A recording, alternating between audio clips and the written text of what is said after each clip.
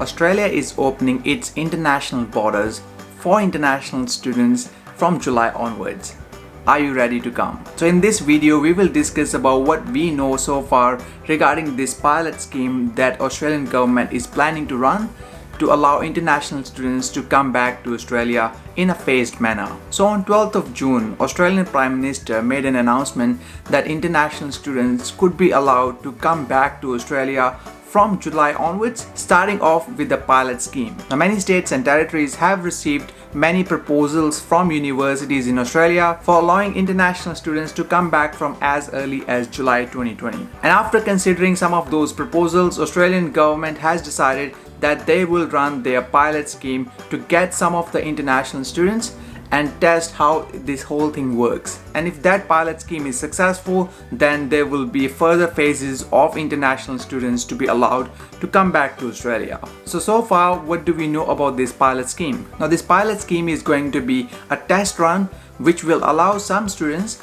from certain countries to come to Australia who are going to study at particular institutions. Now, it has not been disclosed yet which countries the students can come from and which institutions are allowed to get their students to come back to study from July onwards. But what we do know about it, that after these international students arrive in Australia, they will have to go through quarantine. This quarantine will be very similar to the one most of the Australian residents and citizens are going through at the moment, since the announcement of the travel ban in March 2020. Also, students will have to go through the health screening when they're coming in Australia, and they will also be tested for COVID-19 as well. And there will be only few hundreds of students will be allowed to come in from certain countries. It won't be in thousands to begin with, but as soon as this project is successful, there will be further announcements of other students to be allowed to come back to Australia. And we also know that ACT, Australian Capital Territory,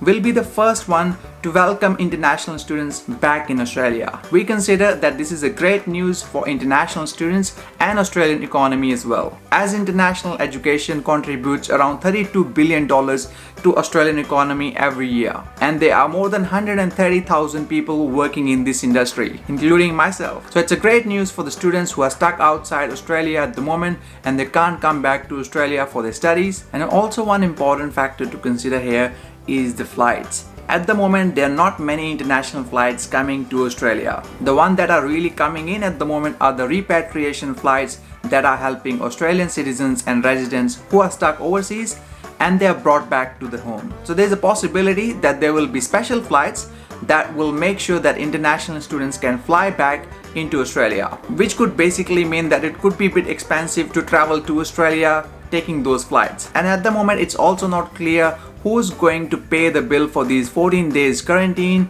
and other testing procedures and health screenings. And as soon as we get to know further information, we'll keep you guys posted. So if you haven't done already, make sure to subscribe to the channel.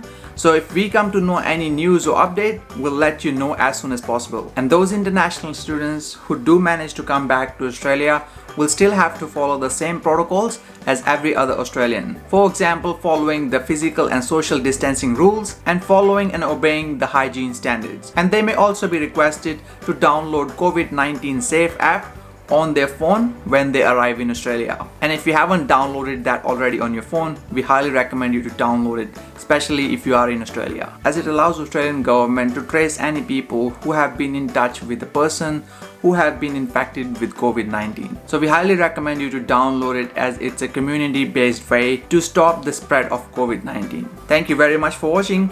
See you in the next one.